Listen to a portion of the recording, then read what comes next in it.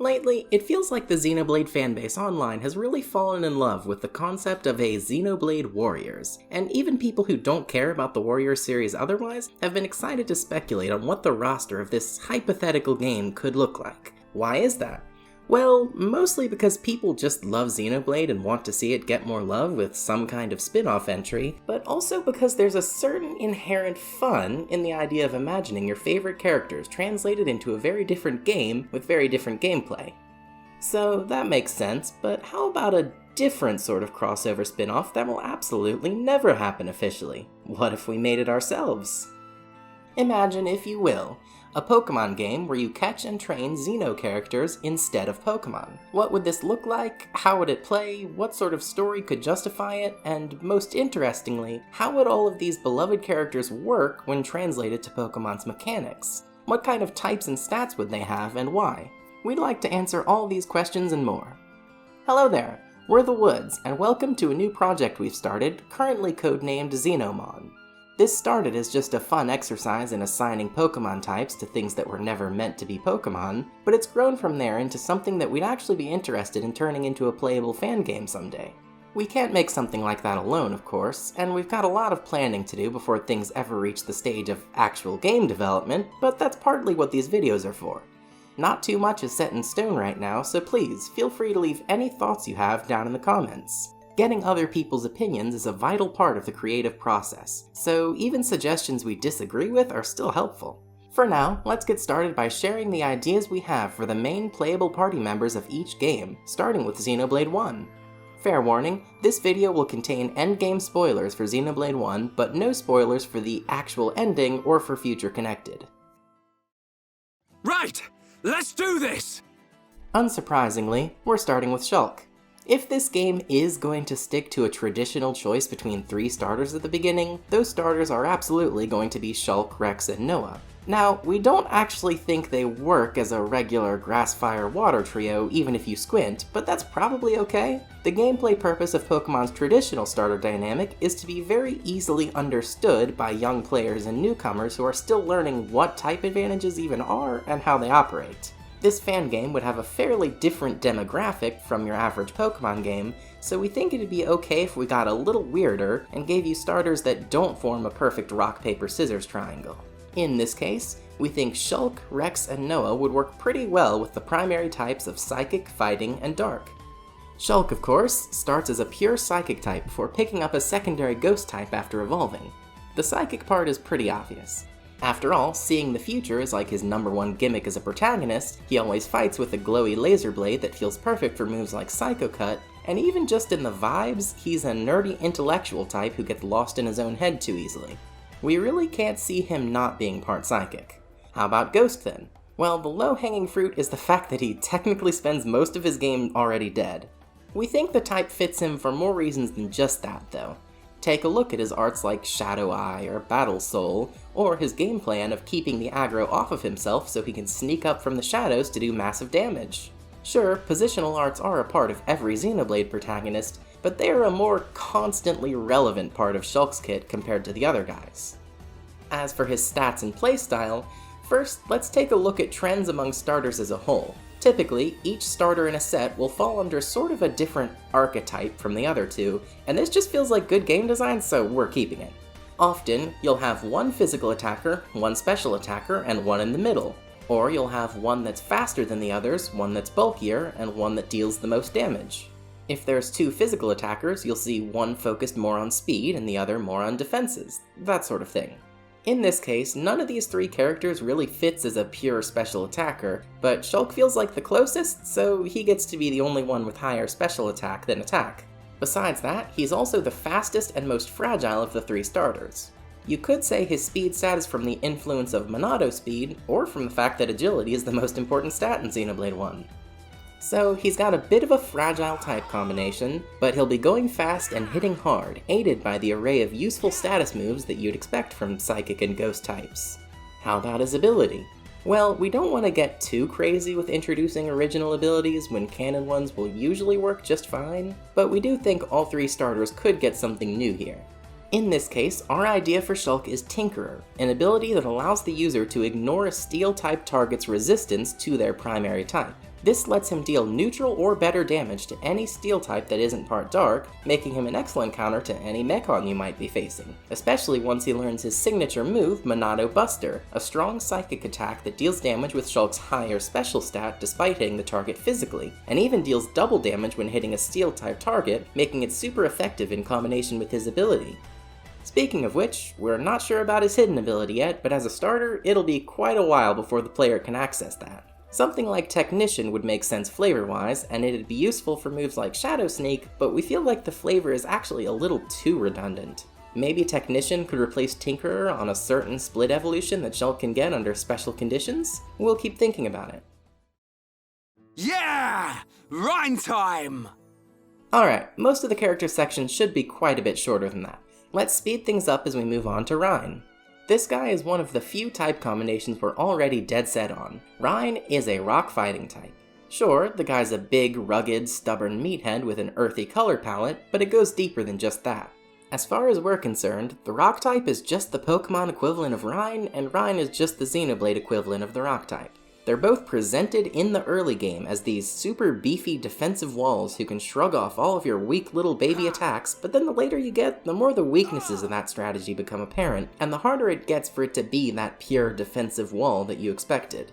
In Rock's case, this is because of its harsh type weaknesses outnumbering its type resistances, whereas in Reyn's case, this is because agility is just too important of a stat for heavy armor to be good on a physical attacker, and either attacks become more common on enemies the later you get anyways. But for both Rock and Reyn, there's a saving grace, and it's the same in both cases: offense. Rock and Reyn are both in a unique position to be great at dealing lots of damage despite generally starting with more defense than offense, so a damage-focused role is usually the best way for this type, or this lad, to reach full potential. Oh, and fighting doesn't really need a lot of explanation here. Reyn is a big, beefy dude and a trained soldier. He's also got a pretty heroic yet aggressive kind of vibe going on. He's got some punches and kicks among his arts. You get the idea. So, we just praised his offensive capabilities, but it's obvious to us that defense still needs to be Reyn's highest stat. It wouldn't feel like Reyn unless he seems like a wall until you go out of your way to build him in a more offensive direction. His physical bulk will actually be excellent, but rather than strictly walling, this can be perfect for letting you set up against a physical attacker. Imagine using Rock Polish to double his low base speed, or using a different team member to set up Trick Room before swapping him in on a physical hit that he can easily tank. Just be careful with his low special defense and long list of weaknesses. Once he's set up, this mad lad can be free to go ham with great moves like Close Combat, Drain Punch, Body Press, Stone Edge, or even the deadly Head Smash, which is buffed in some way by 2 of his 3 abilities. He's got Sturdy or Rockhead normally, which helps lend to that surface level tank vibe, then Reckless as his hidden ability for when you want to go all in on damage at the cost of survivability. It's kinda like his Berserker aura in Xenoblade, huh?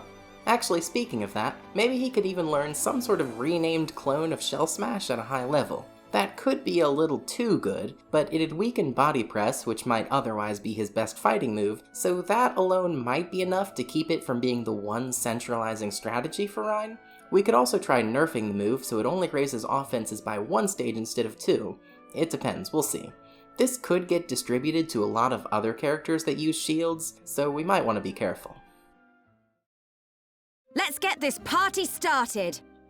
Now, here's an odd one. Sharla is pretty universally considered to be the least useful party member in the game, and as both a pure healer and a sniper that isn't focused on damage, there's nothing about Sharla that translates perfectly to Pokemon mechanics. We can still do our best though. It's going to sound weird at first, but we'd like to make her an electric water type. Sometimes the best thing you can do is start from something kind of arbitrary and find a way to make it fit, and in this case we just had this idea because Thunderbolt is basically her most iconic attack, and because healing arts in Xenoblade 1 are blue and are implied to be made with blue ether crystals, therefore water. Healing moves and abilities in Pokemon aren't inherently associated with any one type, even if grass gets a lot of them, but electric does have one self-healing move in Parabolic Charge, so I guess that's one more point in its favor. Ultimately, nothing we could choose here would be perfect, but for the sake of making interesting Pokemon and keeping a good type balance, sometimes you have to pick a few unusual type combinations here and there, just so long as the vibes don't feel completely wrong for the character. So, stats. Sharla in Xenoblade is the worst party member at every role except for healing, which she's the best at by a huge margin. This doesn't really translate to anything in terms of stats, and there's no way that we're going to give her a substantially lower base stat total than other party members just because her playstyle in Xenoblade isn't strategically useful. What we've decided to do is give her very high special defense while keeping her balanced and mediocre in every other stat, her offenses being the lowest. This can actually make an interesting playstyle in Pokémon, and we think she's definitely going to be better in this context than in Xenoblade, even with a stat distribution that would suck in a vacuum. Naturally, as a Pokémon focused on healing and support, she shines most in double and triple battles, unsurprisingly when one of her main abilities is the self-explanatory healer that doesn't even do anything in a single battle. Her other regular ability is the also self-explanatory Natural Cure, but we actually want to give her a pretty strong hidden ability in Triage. In vanilla, this is currently Comfey's signature ability, and we'd normally prefer to avoid giving those to anyone, but the name is a generic reference to priority in the medical sense, so it's one of those abilities that we'd actually expect to get distributed to other Pokémon someday. It's pretty useful on her, even in single battles, since it lets her use Recover and even attack with Parabolic Charge with increased priority. Just like in her home game, she's still not going to be KOing anything quickly, but this at least gives her some kind of unique asset. Make it a swift victory! So, Dunban. This guy was pretty easy to find a type for. Blossom Dance might make you think grass, but that attack only really has any connection to plants for poetic reasons. No, there's actually a clearer thematic type to give him, and it's flying. A huge portion of Dunban's arts, including arguably Blossom Dance, are themed around weather or the air in some way, and this is great because flying also fits with the very high speed stat he obviously needs to have, being a dodge tank and all. For his other type, we've gone with fighting, even though it's a repeat from Reyn, because it really fits both of them for pretty similar reasons. Compared to Reyn, Dunban just has less of the musclehead thing and more of a valiant, dutiful man of justice sort of vibe, while both are trained soldiers, with Dunban even acting as something of a mentor to the other Colony 9 boys, a concept which just feels fitting to the fighting flavor. His stats were easy to assign too. He's a dodge tank who specializes in dealing heavy physical damage, so it should be no surprise what his two highest stats are. Not only does he have even higher speed than Shulk, he technically has stronger offense as well, making him a very capable sweeper. Interestingly, if there is something that sets him apart from Shulk's playstyle, it's that he's less strategic and more straightforward. It's not surprising that a Psychic and Ghost type would have a move pool that's great for more than just raw damage, true to Shulk's role in his original game, while Dunban by comparison has very little to contribute to a fight except hit hard and hit fast. While he will learn Sword Stance, he doesn't even get any priority attacks except maybe Quick Attack. His HP and defense are surprisingly decent, since even dodge tanks in Xenoblade have above average survivability when they do get hit, but he has notably low special defense as another downside, as sort of a reference to the fact that ether-based attacks in Xenoblade 1 ignore evasion. His abilities, despite all of them being chosen for flavor purposes, are also pretty straightforward. Steadfast and Unburden are both simple speed boosts when their conditions are met, the latter even serving as a reference to the Naked Dunban strategy, while his hidden ability Justified is similarly a straightforward conditional stat buff. Actually, Unburden is probably the best of the three. Can you imagine using close combat, immediately reverting the stat drops with a white herb, boosting your speed with Unburden, and then being able to use the powered up version of Acrobatics from there? The man's playstyle might be simple in theory, but that doesn't mean he doesn't have some fun and powerful combinations to string together. Pretty fitting, right? Take me lightly at your peril. Now, Melia here is a character that we've got to make sure we do justice, one way or another. Different Pokémon carry differing amounts of something intangible that we'll call gravitas for now, and every game seems to introduce certain non-starter Pokémon with a noticeably higher amount of it. In other RPGs too, different party members hold different amounts of this gravitas as well, with certain non-protagonist characters just feeling like they carry intrinsically more weight than the other supporting party members. In the case of Xenoblade 1, Melia somehow manages to come across as holding more gravitas than the supposed main girl of Fiora, with her appearances in Future Connected and Xenoblade 3 cementing this feeling of importance and power. In this case, we've actually elected to make Melia, alongside her fellow queen Nia, one of those rare evolution lines that reaches a higher base stat total in its final evolution than any starter does, like some of those big names like Togekiss, Snorlax, Volcarona, and so on. We're getting a bit ahead of ourselves though. What's her type? Well, we've elected to make Melia a Fairy Dragon type. Fairy is a fairly self-explanatory vibes pick, but dragon, huh? Well, first of all, restricting the dragon type to only literal dragons would make the type extremely rare and pretty much unused on any actually important characters.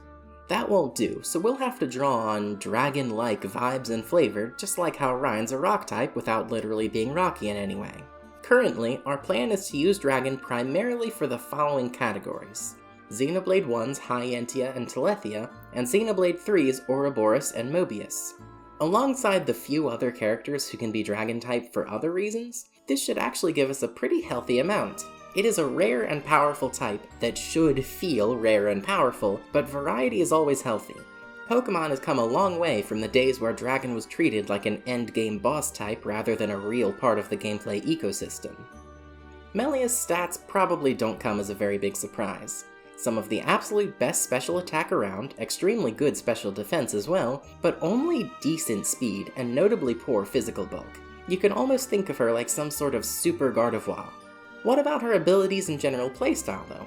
Honestly, we're not totally sold on this yet, but with how unique and iconic her elemental summoning playstyle in Xenoblade is, it kind of feels like we have to at least try translating it into this game as well, by giving her a single signature ability that we're calling Royal Summoner.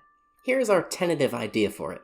Whenever Melia uses any move except for Elemental Discharge, she also summons one random element, which slightly buffs one stat for your whole side of the field as long as it remains in play. Summon Flare gives a 10% buff to attack, Summon Earth gives a 10% buff to defense, Summon Bolt gives a 10% buff to special attack, Summon Ice gives a 10% buff to special defense, and Summon Wind gives a 10% buff to speed. Sorry for ditching Summon Aqua, but in this case, not using it just keeps things simpler. She can have up to 3 elements active at a time, and upon reaching this cap, no more will be summoned until after you've freed up space. As for discharging them, Elemental Discharge is a powerful attack that can only be used if Melia has at least one element above her, discharging the most recently summoned element for an attack of that type with unique attributes. The Flare Discharge is a Fire-type move with a 30% chance to burn, the Earth Discharge is a Ground-type move with a 30% chance to poison, the Bolt Discharge is an Electric-type move that has no secondary effect but much higher power, the Ice Discharge, well, if we take a page from Legends Arceus and replace Freeze with Frostbite, a 30% chance to inflict that would be perfect here, but we're not sure if we want to commit to that, and the Wind Discharge is a Flying-type move with no secondary effect except for hitting all adjacent foes in a double or triple battle. Now, a 100 power, 100 accuracy move with secondary effects this good sounds really powerful, and that's not wrong, but we think the balancing factors here are as follows. Without same type attack bonus, the raw damage is still going to be lower in neutral conditions compared to moves like Dragon Pulse and Moonblast. You can't reliably use this move every turn since you need to build up elements by using other moves, and also crucially, you can't fully control what type the move is. You technically get to put 5 different coverage moves in the same move slot, but the cost is needing to adapt on the fly to which of these coverage moves you actually have to work with. Feel free to give your thoughts on this down below, whether you think this would be fun and interesting to use, or just kind of stupid. Leave it to Heropon! Now, Riki is weird. He's always been a pretty weird party member, but luckily, he's weird in ways that are actually really easy to translate into Pokémon mechanics. He is a jack-of-all-trades, master of none, who mixes party support with decent damage, carries a diverse blend of basic physical attacks with highly varied elemental attacks, and he has the party's highest HP stat. Sound familiar? That's just a normal type right there. If there's one thing Riki can be said to specialize in, it's damage over time, so we're debating possibly going with normal poison just to make him stand out a little more, and increase our amount of poison representation, but we're also fairly short on monotypes, which feels like a good reason to keep him as pure normal. We'll keep thinking about it. So, like we just said, Riki is a jack of all trades and master of none aside from his incredible HP stats, so there's your stat spread right there. Like a lot of normal types, the interesting stuff comes in the move pool, and we wanted to make sure that this guy's special attack was high enough to make having a wide elemental TM learn set actually appealing. If you've never used an Audino before, having a normal type like this that isn't purely focused on physical attack can actually be a lot of fun in a game with infinite TMs. The adaptability becomes one of the Mon's greatest strengths, letting you tailor its moveset to whatever you expect to be fighting next.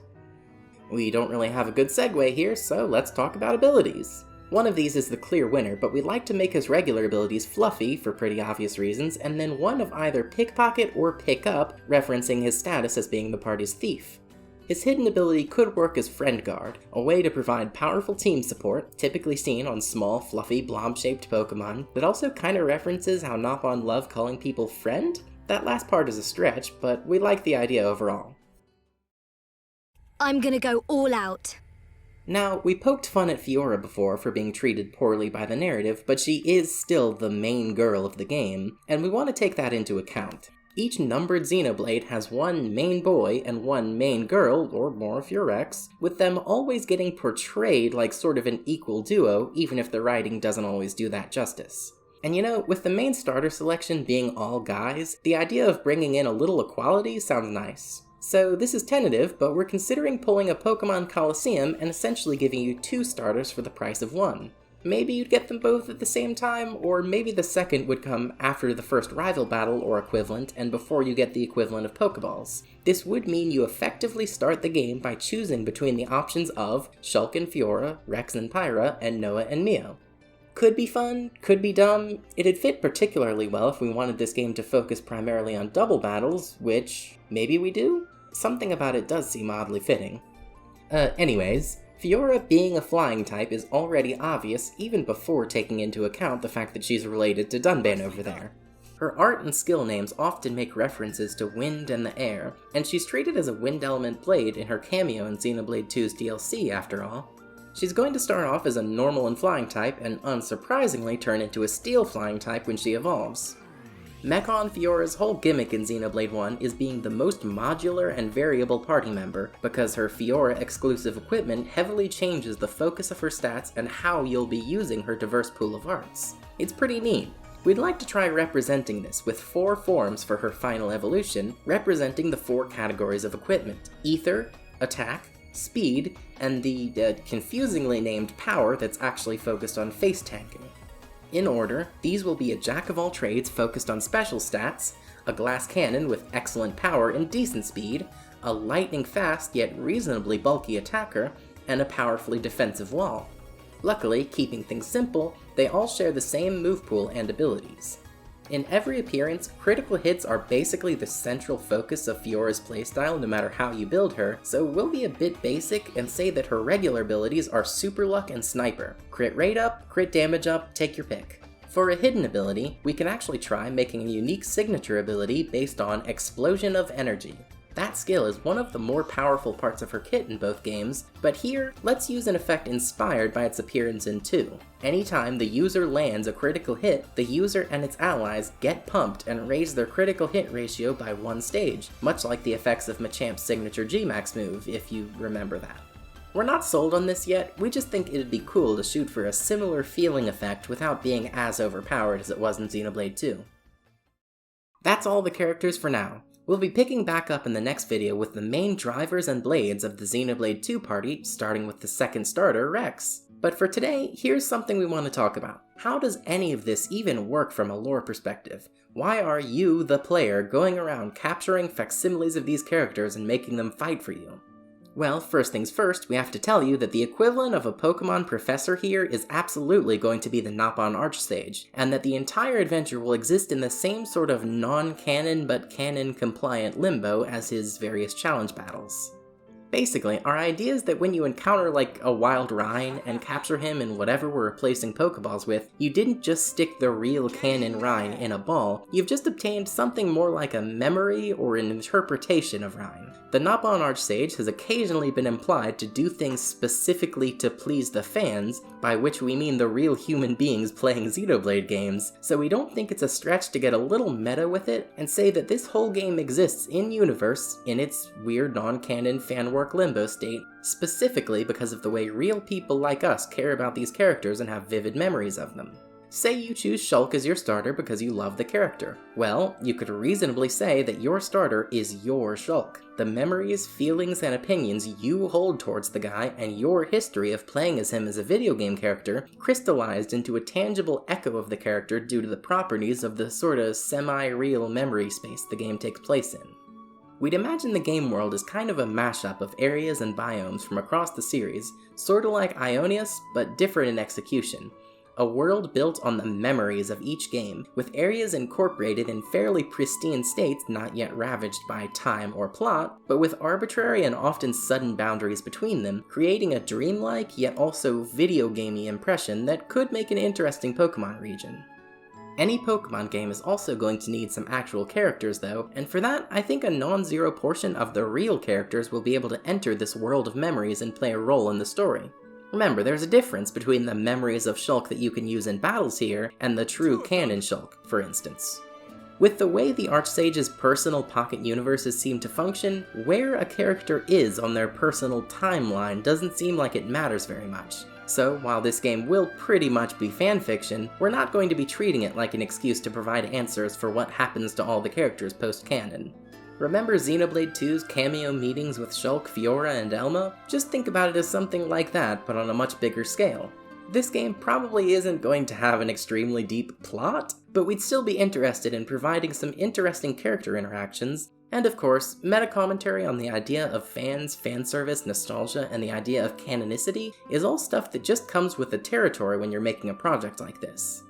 None of that stuff has really been fleshed out at all beyond the words we just wrote, but what do you all think of this? Does this project have some real promise, or does it just sound like a fun but shallow exercise in theory crafting? When we continue, is there anything you think we really shouldn't forget to include? And as for the upcoming characters, are there any you've already got types in mind for? Look forward to seeing the continuation, but until then, thank you for watching.